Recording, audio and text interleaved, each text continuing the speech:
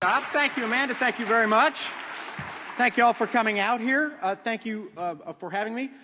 I'm a little troubled because Amanda mentioned that I teach at Georgetown and I didn't hear a whoop from my Hoyas. Where are the Hoyas? Oh, please. One of you? That's it? Okay, well, that's a good start. I'm also wearing my Texas Longhorn orange. I hope there's some Longhorns here. There we go. Hook 'em horns. I went to the University of Texas. I hope, are there any Texas Aggies here too? That's the little, yeah, I'm with you, brother. I'll speak real slow for them. Oh, I'm just kidding. Come on. If you can't have a college rivalry at a college campus progress rally, what the hell use is it? Is anybody here from America's newest university, Glenn Beck U? Yeah. Originally, I prefer to call it Glenn Beck FU, but that's just me.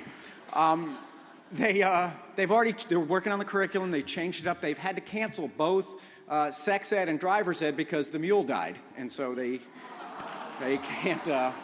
Oh, please! I am here not only to mock Mr. Beck, although when it's time to mock Glenn, I do feel like a mosquito in a nudist colony. You know, it's like anywhere I land, there's fertile territory. But not just to analyze, as we say, the conservative movement, but to talk about the progressive movement. And Benjamin Hunt, who's working for CAP, came up to me behind the stage, and I was sitting there, and I had my little piece of paper that I had picked up off the table, and I was furiously scribbling notes. And he said, "What are you going to talk about?" And I said, "I don't know. I'm just going to listen to John Podesta and steal his stuff," which I've been doing for 17 years. John, the leader of CAP, is the Roy Hobbs of the progressive movement. If any of you ever saw the movie The Natural, there's that moment where the ball player Roy Hobbs said, "My only goal in life is to walk down the street and for people to say, 'There goes Roy Hobbs, the best there ever was.'"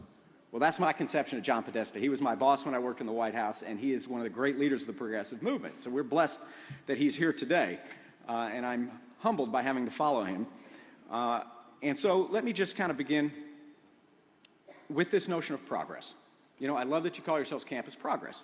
Because, you know, in the last election, everybody's talking about change, change, change. And I'm all for that, and I was big for change. But, you know, the truth is, change is certain, but progress is not. Right? We always change. We have to change. That's the nature of existence. The question is, will we change in a progressive way, in a better way? Will tomorrow be better than today? And that is not guaranteed. It is inevitable and inexorable that we will change, but it is not anywhere written in stone that we will progress. Now, it is written in the Constitution, it is written in the Declaration of Independence. We are a progressive nation. We are a revolutionary nation. And despite what our friends say at Fox News, it is the progressive tradition that is the American tradition. I know, I'm sorry I shouldn't do this. I bang on Fox News too much, but I have to say, I watch them. I do two things. See, I'm a Longhorn. Two things every day. I do two things every day. I watch Fox News and I read the Holy Bible, so I know what both sides are thinking. Because there is both good and evil in the world, friends, and we need to know about both of them. So here's the question, right? For progressives, most of you, how many of you were probably participants, not even just voters, but out there exercising your rights as citizens in the 2008 election when Barack Obama was running, right? A whole lot of you, right? That's why he won. But here's the question that my fellow pundits are all debating on cable news. Is there an Obama movement, or was there merely an Obama moment? Right? Because look at what happened. There have been 3 statewide elections since Barack Obama's election. Virginia, New Jersey, Massachusetts. The progressive candidate lost all 3. All 3. In Massachusetts. Come on. It'd be like if the progressives lost a race in Mississippi where they hunt us down with dogs. What's going on? Well, you. I mean, I hate to point fingers at you all, but it's your generational cohort that elected Barack Obama. You know, Al Gore beat George W. Bush by 1 point among the youth vote, just like among Americans until the Supreme Court stole it from him. So 1% win in the 18 to 29-year-old youth vote that Gore won. 1%. Okay, that's in 2000. 2008, you know how much Barack beat John McCain by? 37%. That's because of you. Okay, so thank you, first off, for that. 37%. In politics, we have a very technical term for that you might want to make notes. It's called a ass whipping. Okay? Now, but here's what happened just 1 year later. Just 1 year later. In Massachusetts, in Virginia, in New Jersey, progressive candidate lost and the youth vote collapsed by 50%. 50% of your brothers and sisters, 50% of your classmates, 50% of your colleagues, 50% of your ex-girlfriends and ex-boyfriends did not show up. And so no wonder progressive candidates have collapsed. And so this is an open question, I have to tell you. Is there an Obama movement, or was there simply an Obama moment? And you all are the answer. You are. Now, we old guys, we have a role to play in this too, in particular the strategist. You know, I'm a George S. Patton progressive. That's what kind of progressive I am, okay? General Patton said, the object of war is not to die for your country, it's to make the other poor bastard die for his country, okay? And that's the object of a movement, right? It's not simply to answer the attacks and charges of the other side, no, but actually to put the other side on trial as well. So you have a debate. So you have a choice, not a referendum. And so we need to put before the American people a clear choice between two philosophies, right? Between a conservative philosophy that we ill-serve and ill-define when we simply say conservatism is a philosophy of no, it is not. I wish it were. That'd be good enough. I'd be happy if it was merely no. It is not just no, and it's not even just hell no. It is a philosophy that says power and privilege and even opportunity should be a gated community, should be a closed set, that we should pull up the ladder behind us, draw up the drawbridge, and fill the moat, because only the tiny elite know what's going on. And so that leads you to economic policies that are all designed for the economic elite, and that hammer the middle class and hammer the working class and hammer the poor. It leads to a philosophy that says corporations know best, which gives you the Wall Street deregulation that created Bernie Madoff and the greatest economic collapse in the last 70 years. That was not a natural disaster, and I get frustrated when I hear progressive politicians describe it as a storm. It was not a storm. It was not a lightning strike that hit your house. It was arson. It was the predictable result of conservative ideas put into our economic bloodstream, and it collapsed the economy. The same philosophy of deregulation, of laissez-faire, is what apparently, and I believe, caused that coal mine collapse in West Virginia, right? Where our government had a sworn duty to protect those coal miners, and I think that we failed. And we failed in part because of this philosophy that said, oh no, business should regulate itself. That corporations care more about American citizens than fellow American citizens do. And I just don't believe that philosophy. It's the same philosophy that deregulates things, that says, oh, I don't know, just to pick a company at random, that Toyota will protect you better. I mean, a year ago, the most respected car maker in the world, now their new slogan is, just try and stop us now. And worst of all, and no laughing matter, is the BP thing, right? I grew up on the Texas Gulf Coast. My buddy Carville is over in Louisiana Gulf Coast, and it is heartbreaking for people from that region and for all of us who do crazy things like eat or fish. It is a catastrophe brought on not by nature or nature's God, as the founder said, but in fact by a philosophy, a conservative philosophy. Well, we need to put that on trial, brothers and sisters, and we need to contrast it with a progressive philosophy. A progressive philosophy that says, you know, as we say back home in Texas, we're going to put the jam on the lower shelf where the little folk can reach it, right? It turns out, if instead of targeting everything for the tiny elite and hoping that it trickles down, if instead we invest in you all, right, in young people, in working people, in ordinary middle-class people, then it will all bubble up. By the way, the rich will get richer than ever, and that's great. God bless them. But all the rest of us, too. With progressive ideas, that's why progressives were behind every important step of social progress in American history, whether it was the minimum wage or the 40-hour work week or free public schools or land-grant universities and public universities like the University of Texas, which is a public school where I went, or student loans or Pell Grants, or Medicare, Medicaid, all of this. And by the way, it was progressives when they were in charge who balanced the budget, helped economic policies create 23 million new jobs, and did it with a smaller federal workforce than any presidency all the way back to JFK. So fewer federal employees, more private sector jobs, and a balanced budget. That came from progressives. And our conservative friends, they inherited all of this. And I have to say, I thought if they'd be good at anything, it would be at inheriting things. But even that, they couldn't do. Because here's the deal. See, my definition of a conservative is someone who lies awake at night fearful that someone somewhere just might be living the American dream, and we just can't let that happen. Right? We are the people of the American dream. Well, I am, and you are too, I bet, the beneficiaries of the American dream. You know, my old boss, Bill Clinton, always used to say this particularly to me. He'd say, you know, Paulie, if you ever see a turtle up on a fence post, you know one thing. He didn't get there on his own. Right? Somebody had to put him there. Well, I know who put my ass up on this fence post.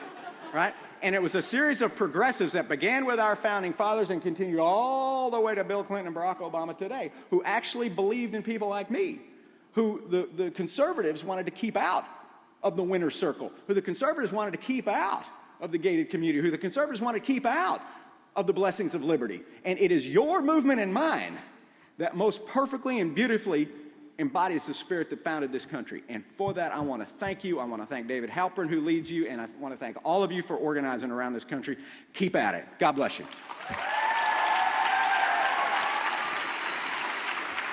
Amanda, we can do questions? Yeah. All right, we have questions via text, Twitter, tweet. chat roulette, if they can free their hands for a minute to type. Creepy, not the questions you want to answer. Man, I hope my mother-in-law is not watching this. Let's see. Okay, Amanda, how do we do this? Should pop up. Or someone could just stand up and scream. You know, I used to host Crossfire. I'm used to that. Oh, okay, so we got one. Okay. My friends and I didn't vote for Barack Obama. We voted for an agenda. Why are candidates not talking about that agenda? It's a great point. That is exactly, look, one of the things now President Obama used to do is quote Gandhi, who said, become the change you seek in the world. Right? And so I tried just now just to lay out the two philosophies. I mean, I like to make fun of these people, but it's not about personal attacks. It's about political philosophy. And this is what I think we should put before the American people. But here's the mistake we make. We either personalize it too much, and I love Barack Obama just like y'all do, but therein does not lie success. It's about ideas, right? And it's about a contrast of ideas. When we only talk about our ideas and we say they're bad because they oppose our ideas, we're only telling half the story. Right? We also need to talk about their ideas. And, you know, we gave him 2 terms in the last president. In the first term, he ruined the country. In the second term, he ruined the world. So I think we ought to put that on trial as well as our own ideas.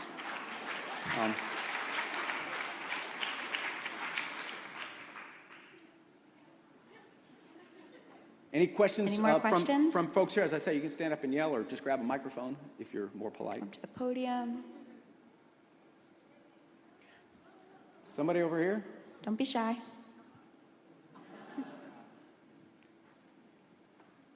Okay, please do tell me your name and what university you're from. Actually, I'm an older person. Not as old as me, baby. My name is Irene Badimosi. I'm a high school counselor. I chose to come to represent my students that are afraid to come to public forum like this. Wow. I just love the way you kick ASS on CNN. Thank you very much.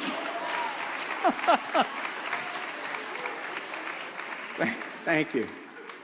Okay, we have another question? Yeah.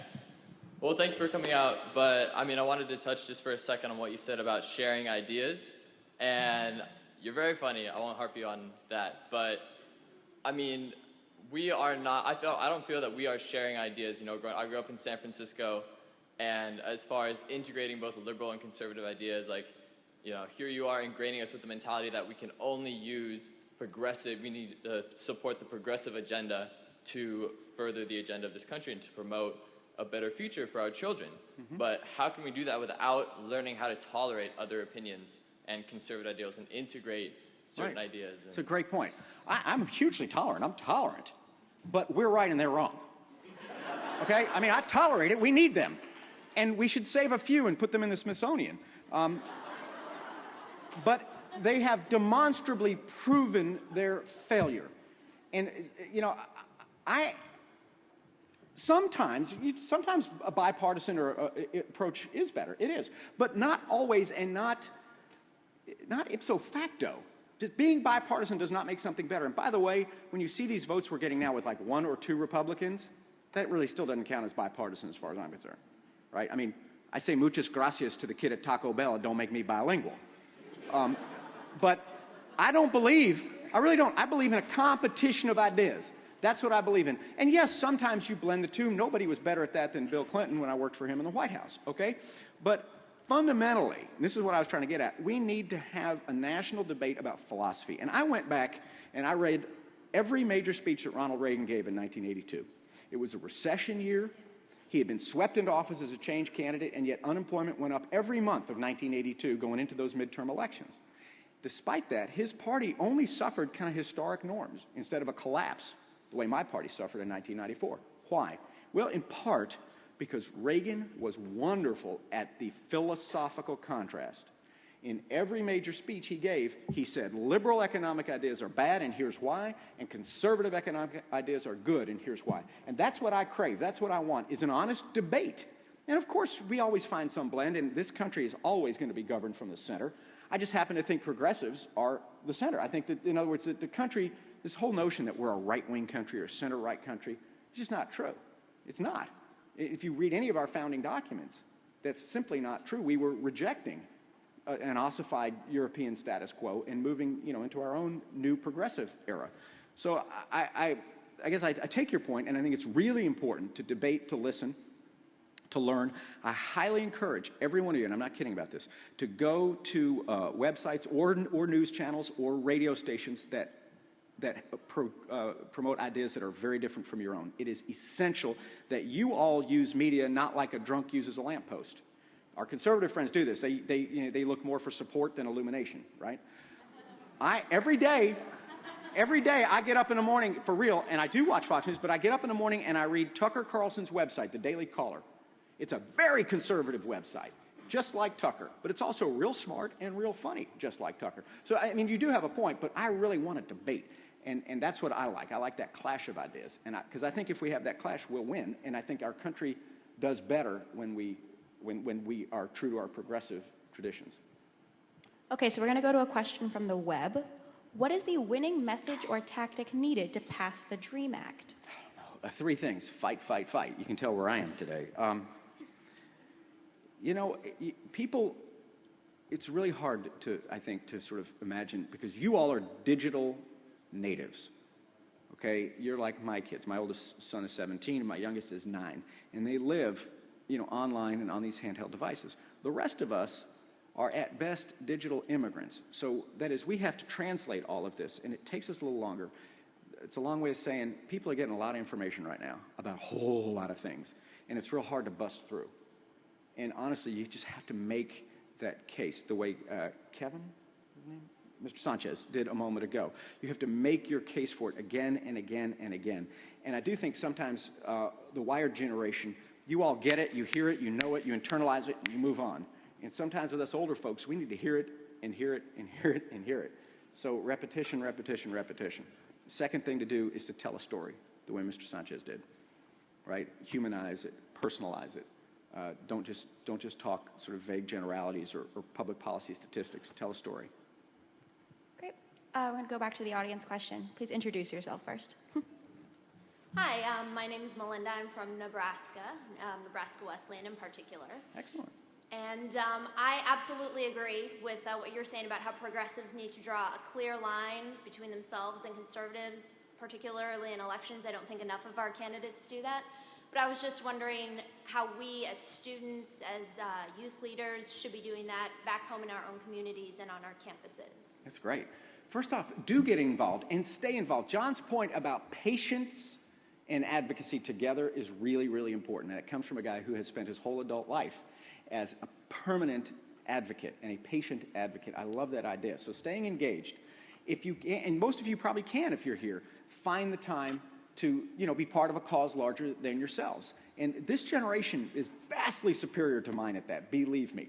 Seriously, I teach at Georgetown, so I'm real in touch with your generation, and I'm impressed to no end. But you have to stay engaged. You have to stay involved. You can't just say, okay, we elected Obama, Nancy Pelosi's the speaker, hay's in the barn, as we say on the farm. No, it's not. You have to keep doing this every single day. It is a movement, not a monument, right? So you don't just build it and stand back and admire it. You have to continue to participate constantly. And it does require, I keep coming back to this, I hope you're getting the point, sometimes drawing a firm line in the sand and standing strong. You know, the classic definition of a liberal is someone who's afraid to take his own side in a fight. And by that definition, I'm not a liberal. I mean, I really think that we need to get in there. And I admire our friends in the Tea Party movement.